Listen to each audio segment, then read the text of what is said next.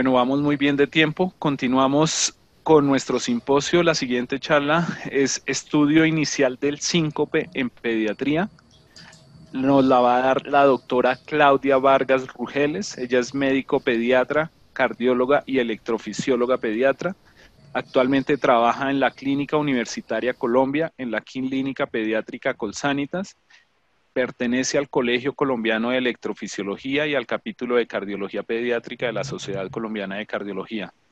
Doctora Vargas, muy buenos días, muchas gracias por acompañarnos.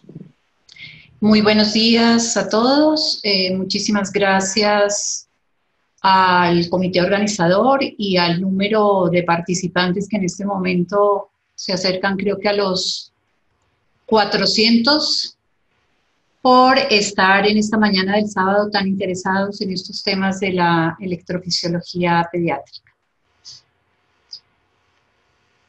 El tema que yo voy a hablar pues es un tema de gran interés en la consulta de cardiología pediátrica, en la consulta de pediatría general y en los servicios de urgencias, ya que su frecuencia de presentación es relativamente alta.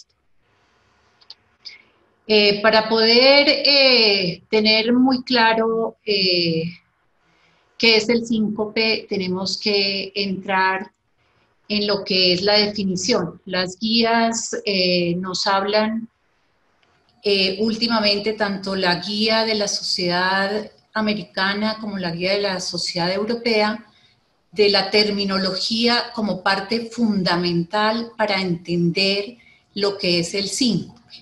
Entonces hablamos de que esa definición tiene que ser muy clara para que así podamos enfocar el mecanismo fisiopatológico, hacer una adecuada historia clínica y, por supuesto, entrar a plantear un tratamiento. Dentro de la definición, actualmente se está hablando de la pérdida transitoria de conciencia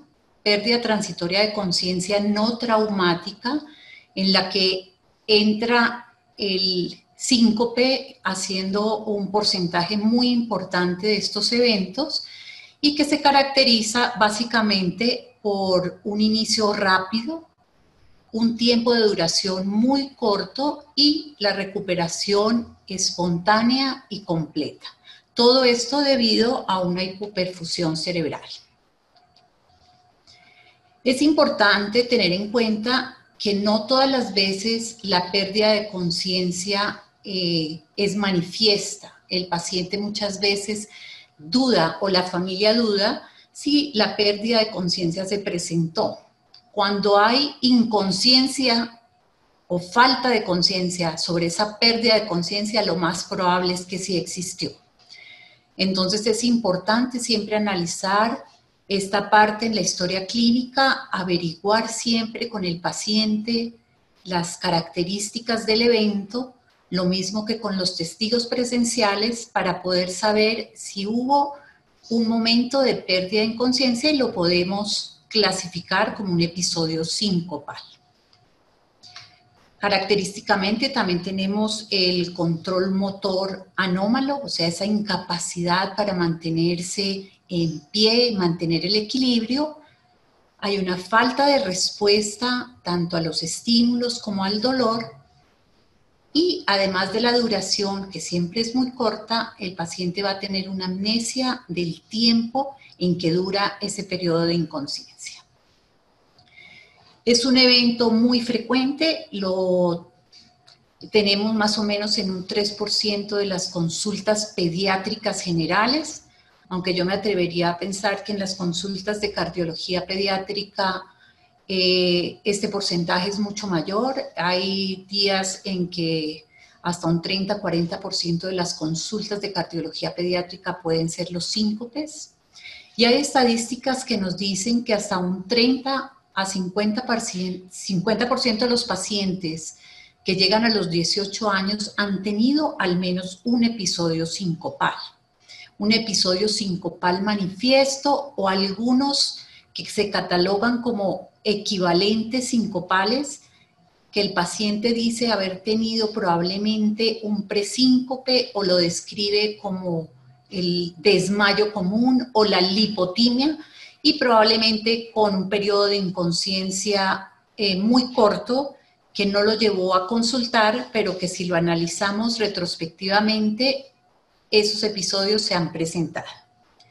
Esto es frecuente también en poblaciones estrechas donde se analizan eventos como pueden ser las poblaciones de militares, de estudiantes prestando su servicio militar, o estudiantes de medicina, de enfermería, donde se analiza la frecuencia de estos eventos y vemos que en un porcentaje importante se han presentado durante la infancia.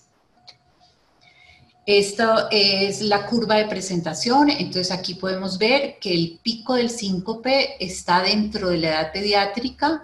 Generalmente estamos hacia la adolescencia, 14, 15 años, es el pico de máxima presentación, con una incidencia acumulada que va aumentando con los años. Este es un segundo pico de presentación, ya hacia la tercera edad, probablemente por otro tipo de causas diferentes a las que vemos en la población pediátrica. Las primeras guías publicadas sobre síncope son del año 2001, la Sociedad Europea las publicó, posteriormente las revisó en años siguientes, y las últimas son publicadas en el año 2018. Sin muchas variaciones en cuanto vemos a la evaluación inicial. Ya desde el 2001 se daba una gran importancia a la realización de una historia clínica adecuada, la exploración física completa en la búsqueda de hallazgos que nos hicieran pensar etiologías, y la toma de tensión arterial tanto en decúbito como en ortostatismo, que a veces se olvida, y como examen paraclínico indispensable el electrocardiograma de las 12 derivaciones. Entonces, ¿qué debemos hacer en un servicio de urgencias, en una consulta externa, cuando un paciente nos llega con la referencia de haber presentado un episodio sincopal? El síncope, cuando llega a urgencias, ya deja de ser una urgencia, porque el evento es autolimitado, de muy corta duración, y probablemente el paciente no se lesionó y consulta porque quiere saber qué fue lo que pasó. En un porcentaje pequeño de los casos consultan porque hubo algún tipo de trauma con la pérdida del tono postural por el control motor anómalo que presenta durante el síncope. Entonces, si hay sospecha de que haya una pérdida transitoria de conciencia no traumática de naturaleza sincopal, lo que debemos hacer es una historia clínica muy detallada sobre el evento actual y sobre si hay eventos de similares características en meses, años anteriores. Importante el relato de los testigos presenciales. Todos los testigos son válidos. Es importante cuando los niños presentan los eventos en su ámbito escolar, el relato de sus compañeros. Los niños generalmente son muy observadores y nos pueden ayudar mucho en darnos datos sobre las características de esta pérdida de conciencia, al igual que el profesor, el director de curso o, como en muchos colegios, la enfermera o el médico escolar. Yo siempre en el consultorio pido ver las agendas o los mensajes que son enviados del colegio, porque muchas veces tienen toma de signos vitales y nos ayudan a predecir un poco las características del evento y enfocarnos hacia el diagnóstico. El examen físico es indispensable que se haga en forma completa, incluyendo las mediciones de la presión arterial, tanto en decúbito como en supino. Y, por supuesto, el electrocardiograma como un examen en la evaluación inicial. Si la historia clínica se realiza en una forma adecuada, es la mejor herramienta diagnóstica, siendo en la mayoría de los casos la única prueba necesaria, además de completarla con el examen físico y la realización del electrocardiograma.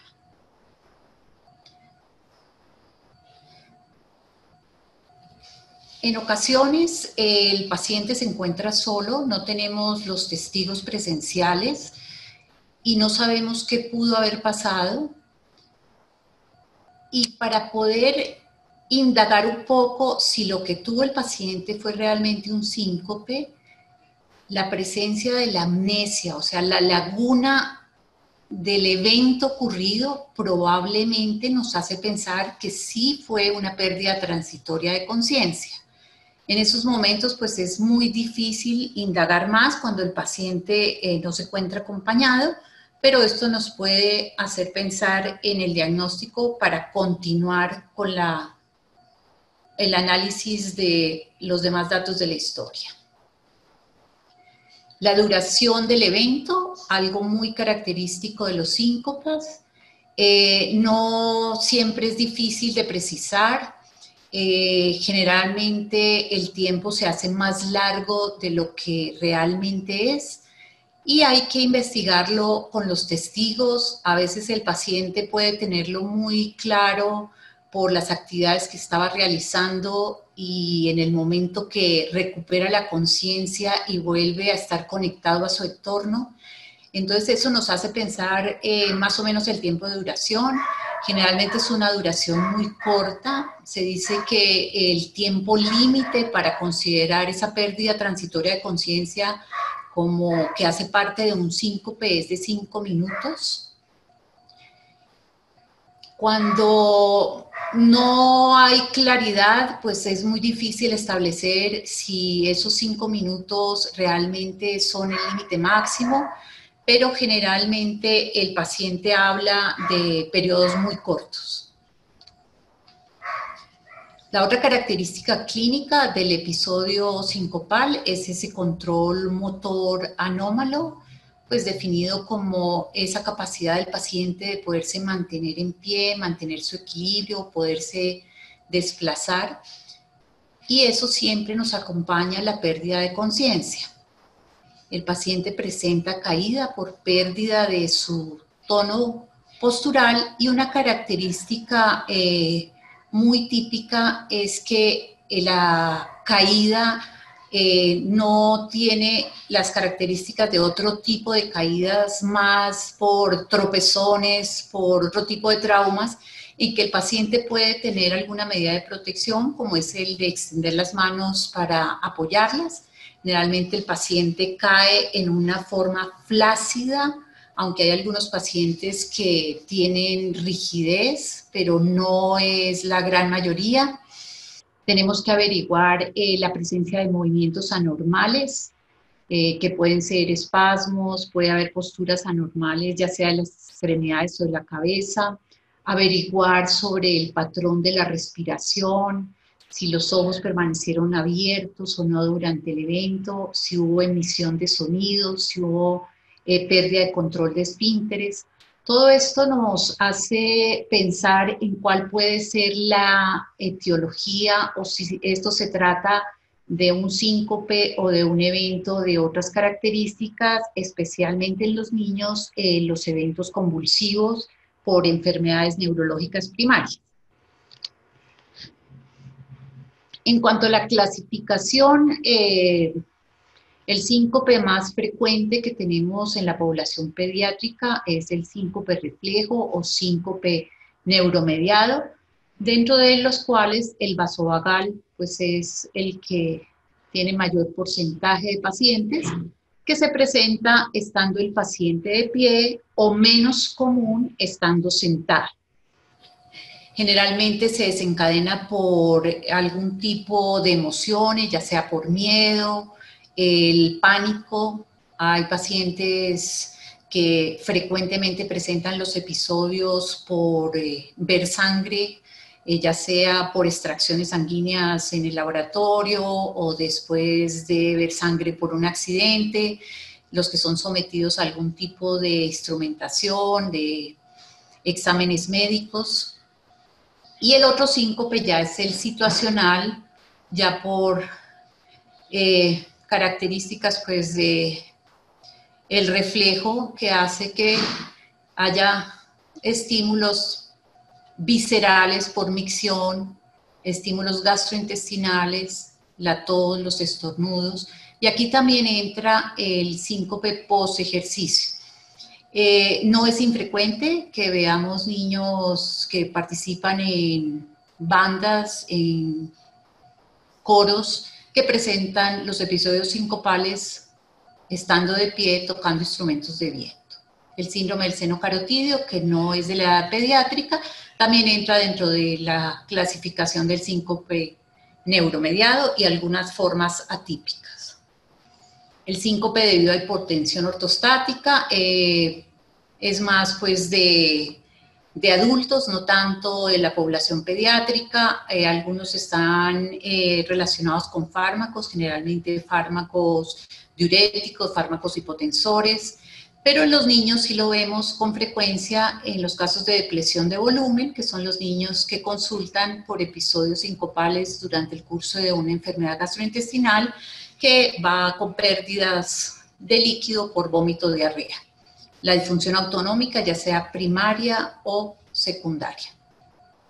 Es importante que la hipotensión ortostática se puede exacerbar por acumulación venosa durante el ejercicio, después de las comidas, que es la típica hipotensión postprandial, y en los pacientes que pasan largos periodos en cama, como pueden ser los pacientes sometidos a procedimientos quirúrgicos, que en el momento en que empiezan a levantarse para deambular presentan la hipotensión. El síncope de origen cardíaco, pues ya lo vimos en las exposiciones anteriores, motivo de consulta pues por frecuencias cardíacas bajas o por frecuencias cardíacas elevadas, la presencia de cardiopatía estructural, generalmente obstrucciones al tracto de salida, los tumores y las enfermedades cardiopulmonares en los niños, pues en este ítem el grupo más frecuente son los niños de hipertensión pulmonar, ya sea primaria o secundaria, que pueden debutar con un episodio sincopal. Este es el arco reflejo desencadenado pues generalmente por estímulos hemodinámicos, estímulos emocionales o algunos somáticos o viscerales que como respuesta nos llevan siempre a la cardioinhibición con bradicardia, en algunos casos con asistolia, y a la dilatación con la manifestación de la hipotensión. Hay que recordar que en lactantes tenemos una presentación especial que está dentro de los síncopes reflejos, que es el espasmo del sollozo. Son crisis que pueden ser de tipo pálido o cianótico y generalmente se deben a respuesta a algún estímulo desagradable para el niño, muchas veces por el llanto, y llevan a ese cese de la respiración y a la cardioinhibición, en algunos casos presentando pausas importantes y episodios que entran dentro de un cuadro grave asociado a movimientos anormales que cuando son muy repetitivos pues implican algún tipo de intervención.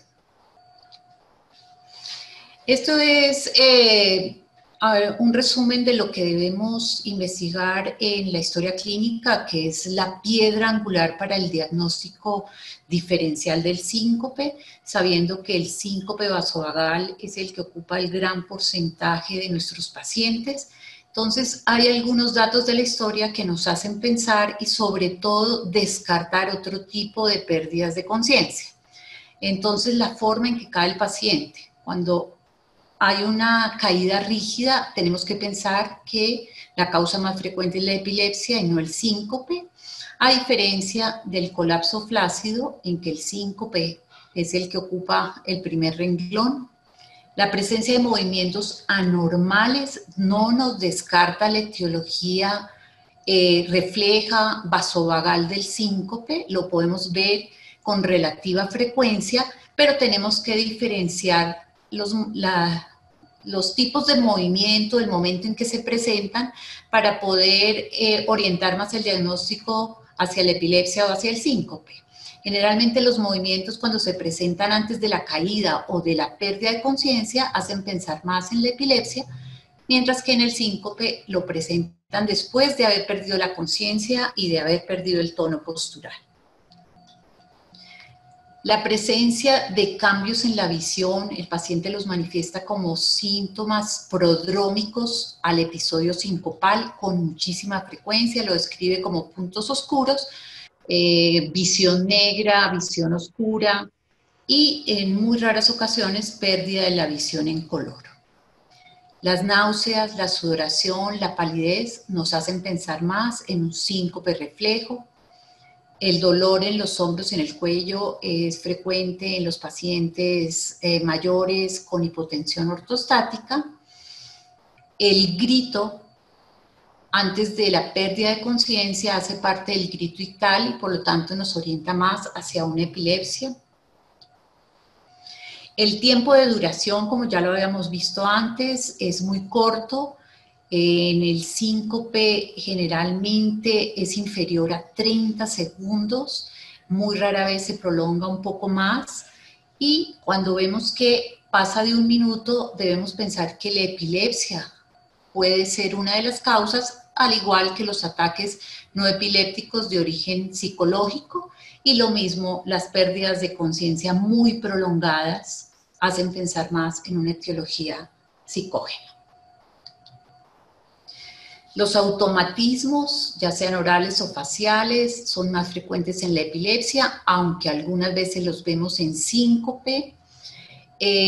A veces más que automatismos, un signo prodrómico de los eventos sincopales es la presencia del bostezo, de los movimientos faciales que a veces el paciente no sabe describir, pero que muchas veces son premonitorios de un evento sincopal.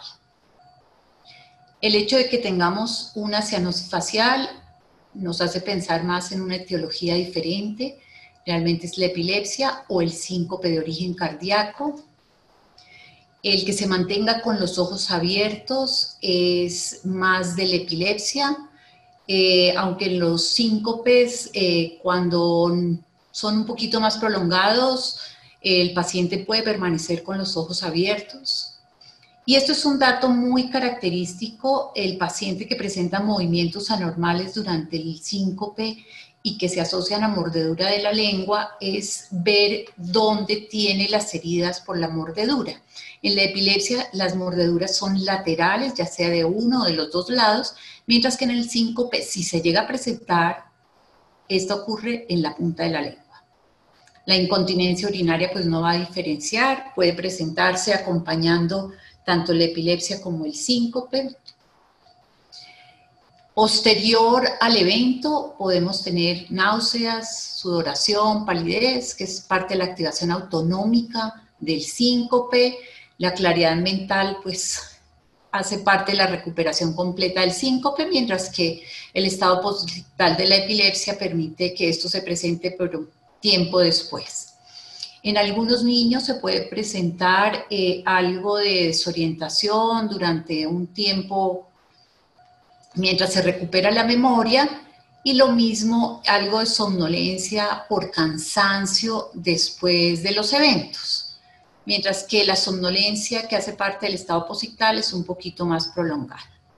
El dolor torácico posterior al evento nos hace pensar que la etiología puede ser más isquémica, que el origen sea cardíaco. Este es el algoritmo de las guías del American College publicadas en el 2017, donde dejan como indicación clase 1 la evaluación inicial con historia, examen físico y electrocardiograma.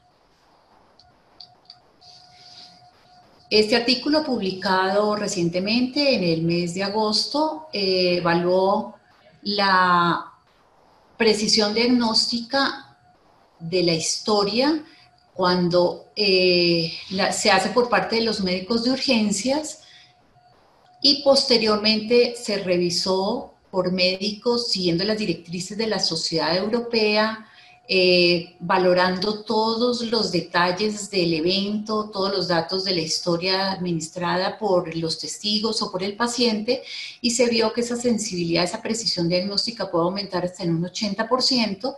Es un número limitado de pacientes, pero se hizo un seguimiento de un año, con lo cual se pudo establecer mejor el diagnóstico. Esto entonces nos hace ver que la importancia de realizar una buena historia clínica en el diagnóstico diferencial. Esto ya es una publicación de hace varios años de las circunstancias en que se presentan los síncopes de los niños, y llama la atención algunas cosas que no han sido referidas anteriormente y que las vemos con frecuencia en la consulta, y es esto: los niños que manifiestan que el evento lo presentan mientras están en la peluquería, mientras se les está secando el pelo.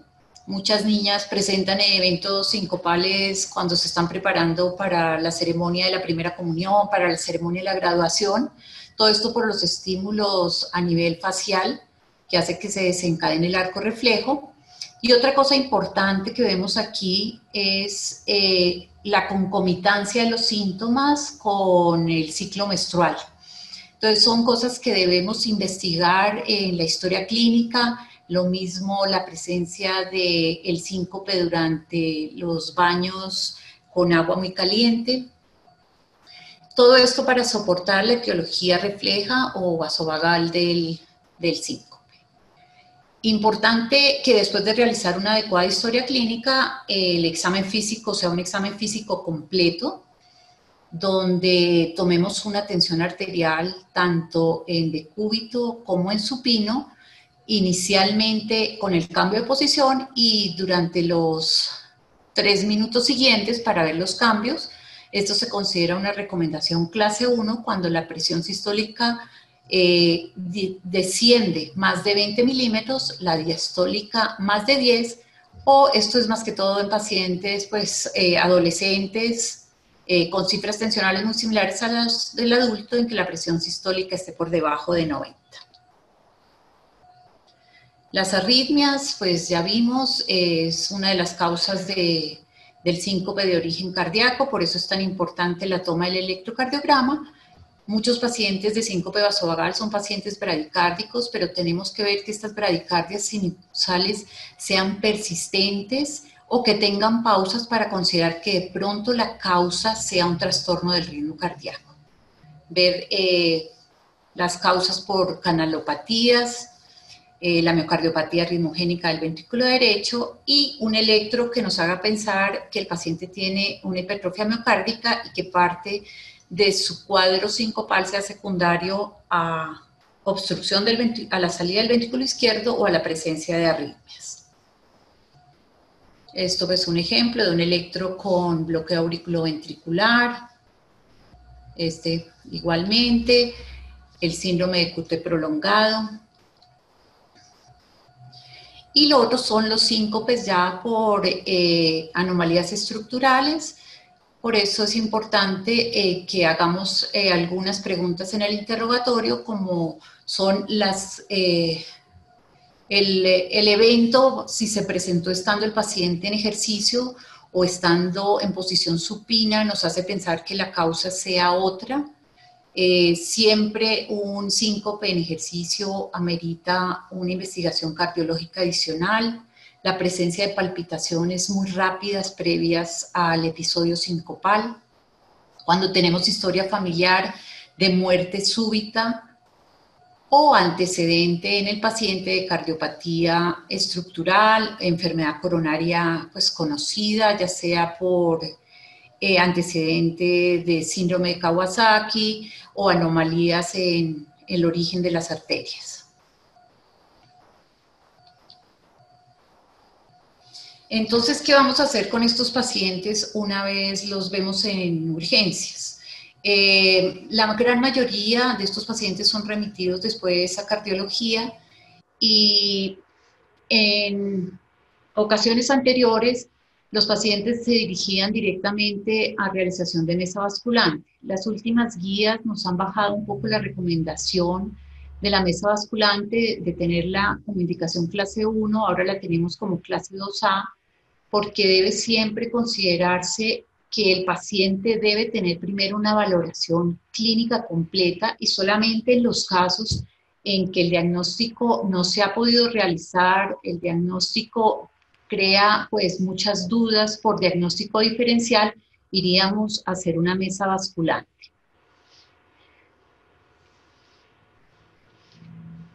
Este es un ejemplo de un registro en una mesa basculante donde vemos en este minuto cómo el paciente baja su frecuencia cardíaca, al igual que su registro de tensión arterial, en el momento que presenta los síntomas. En este momento, el paciente llevado a la posición horizontal, si el paciente no presenta el síncope, es también indicación pues de mesa basculante con fines educativos para que el paciente se dé cuenta que con los cambios posturales puede evitar llegar hasta la caída, hasta la pérdida de conciencia. Entonces, esto es algo que nos permite, además de hacer el diagnóstico, iniciar un tratamiento.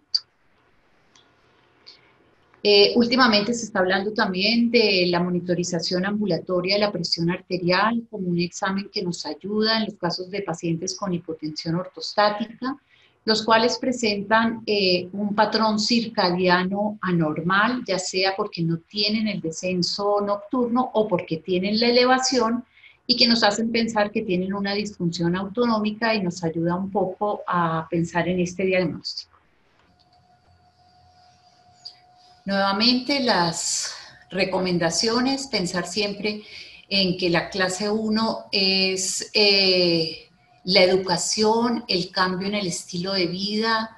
Esto es lo que lleva a que el paciente muchas veces con solo consultar al médico ya empiece a mejorar y probablemente las recurrencias sean menores.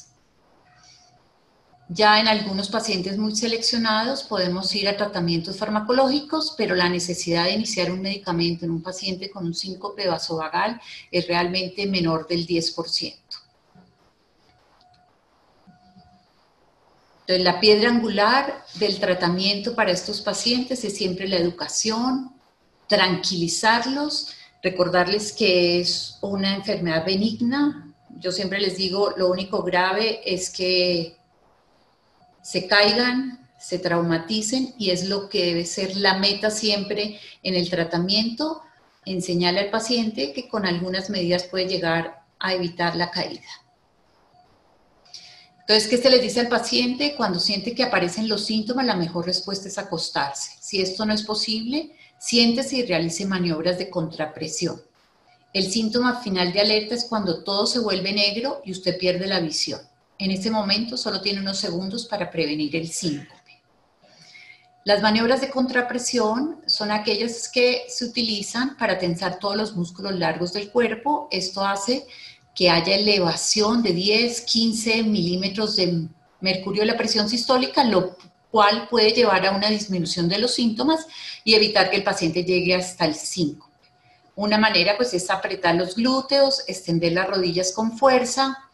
Otra es cruzar las piernas, apretar una contra la otra o entrelazar las manos y tensar los músculos de los brazos. Aquí lo vemos. Estas son las más efectivas. Es el contraer los cuádriceps, apretar una pierna contra la otra, haciendo además contracción de músculos abdominales y de glúteos, o este ejercicio de tensar los brazos, que le ayuda mucho al paciente, o a veces el apretar una pelota de goma con la mano dominante durante unos segundos puede ayudarle también.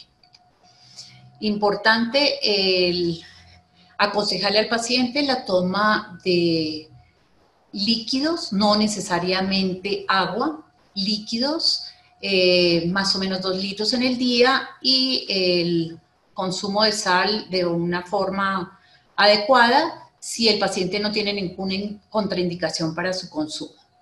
Importante que las personas que rodean al paciente sepan qué se debe hacer en el momento que presenta el síncope y que no todo episodio debe ser llevado inmediatamente a urgencias o consultarse al médico.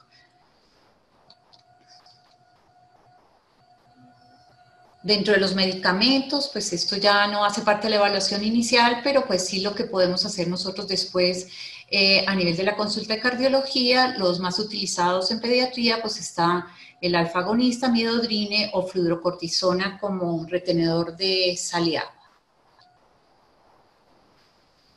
Entonces aquí vemos las recomendaciones de las últimas guías. Volvemos a la historia clínica con el electrocardiograma y el examen físico completo, como una indicación clase 1. El electrocardiograma adicionado a exámenes cuando el examen físico nos hace pensar que hay existencia de una cardiopatía estructural o de algún problema de ritmo cardíaco.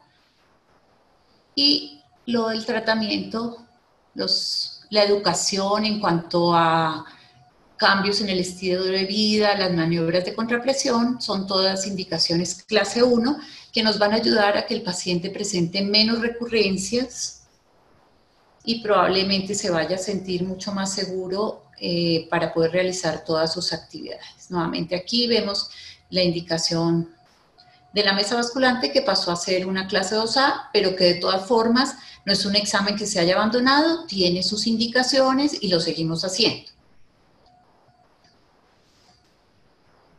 Bueno, estos son los cambios. Aquí estamos lo del cambio de indicación clase 1 a clase 2A de la mesa basculante. Y como conclusiones vemos que los síncopes en la infancia son frecuentes, la mayoría son de origen reflejo, y solo una minoría tienen una causa que podría poner en peligro la vida. La discriminación entre causas benignas y graves se realiza fundamentalmente a partir de la historia clínica realizada completamente, la exploración física y los resultados del electrocardiograma. Los niños con historia de síncope vasovagal, un electrocardiograma normal y sin historia familiar de arritmia no deben someterse a pruebas cardíacas adicionales que conllevan un alto costo para los servicios de salud.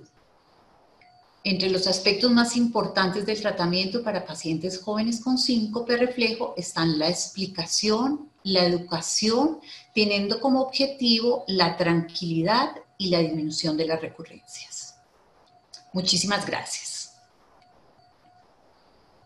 Doctora Vargas, mil gracias por su excelente charla, muy explicativa, muy clara para todos, cómo abordar el síncope y el inicio del tratamiento.